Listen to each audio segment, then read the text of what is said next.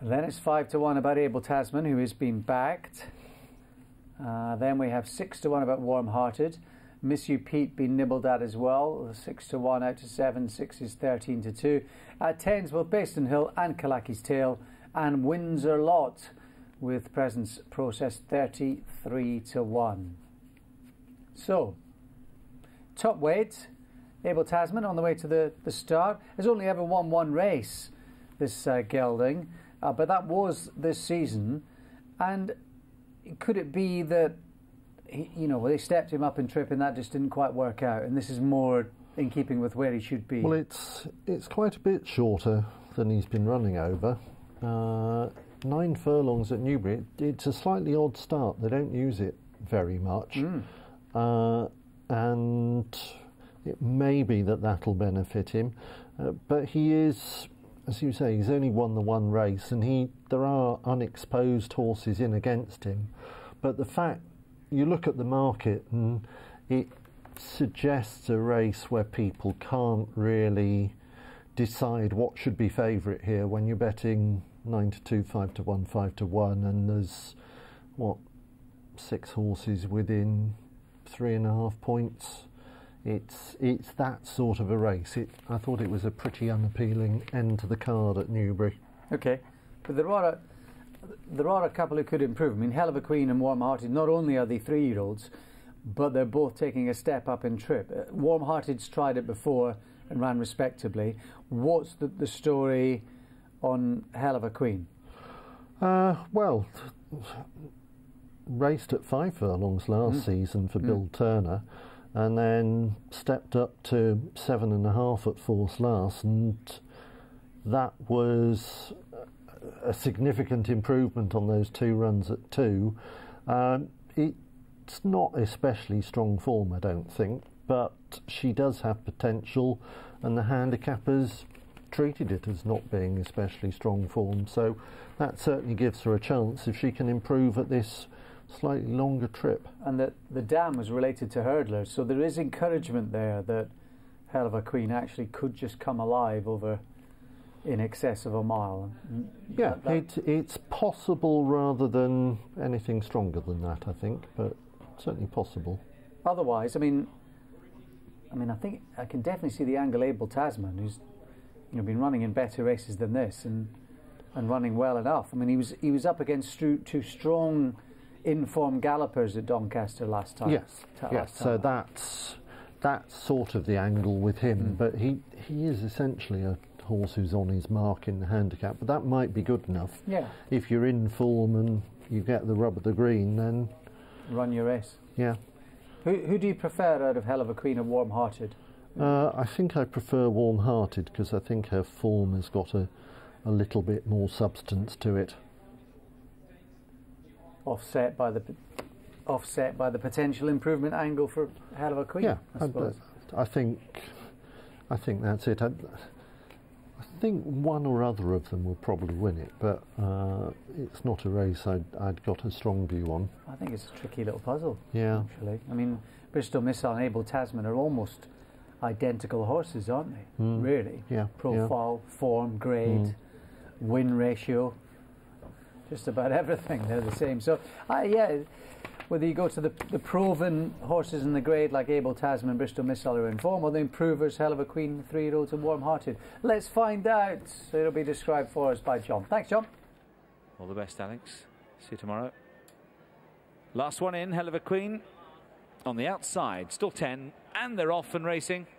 Hell of a Queen just with a shake of the head leaving the stalls. Warm Hearted reared though and missed the beat and is the early back marker tacking across to the inside running rail. Miss You Pete, the first one to show as they head through this first furlong. Miss You Pete from Kalachi's Tail, who's quite keen about business, in second place with the orange sleeves and cap. Then Bristol Missile to the outside in third, a length and a half back. Presence Process just ahead of Hell of a Queen the Grey in fifth place. Abel Tasman's another length and a half back, and then 3 in line. Baston Hill, the free-going Wins a Lot on the wide outside, and the slow-starting Warm Hearted is the back marker in that very dark jacket last of all, as Miss You Pete strides on down the side of the course to take them towards the home straight in this mobile Pims Bars Apprentice handicap. And Miss You Pete leads by a length and a half. Kilachi's Tail in second place. Bristol Missile on the outside is third. A small break then to Presence Process and Hell of a Queen, and after these to the inside is Able Tasman, with Baston Hill, Warm-Hearted sticking to the far rail.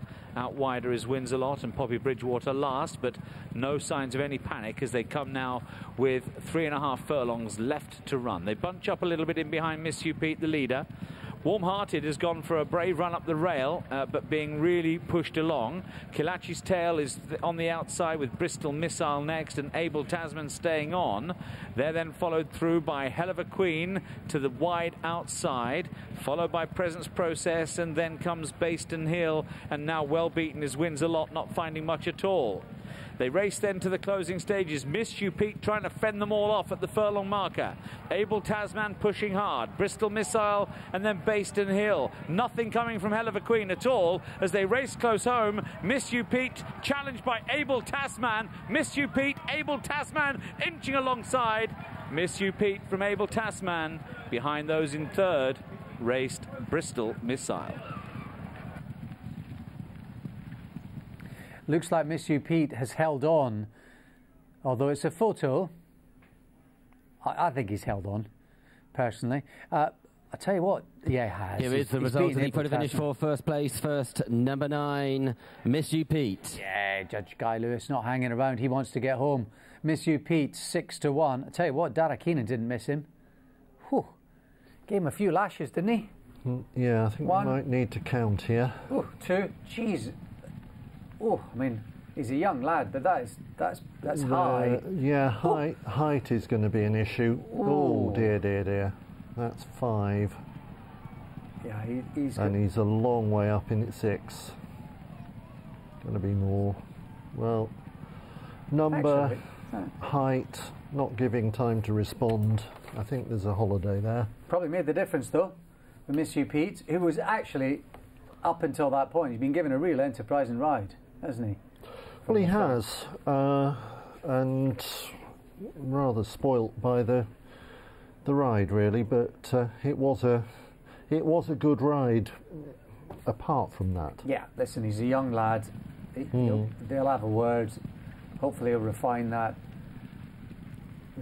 technique and go forward. But Miss You Pete have been running well, knocking on the door, and Able Tasman had been running well and has given it a good lash and just couldn't quite get there. Him and Bristol Missile just in behind. Disappointing Hell of a Queen, didn't go forward. And disappointing Hell of a Queen. And disappointing Warm-Hearted. Yeah, I mean, Warm-Hearted came there to win. Yes, she did. Whether she's not quite got home, I suppose that's a possibility, though. She'd run okay at 1.25 miles, but she didn't appear to get home there.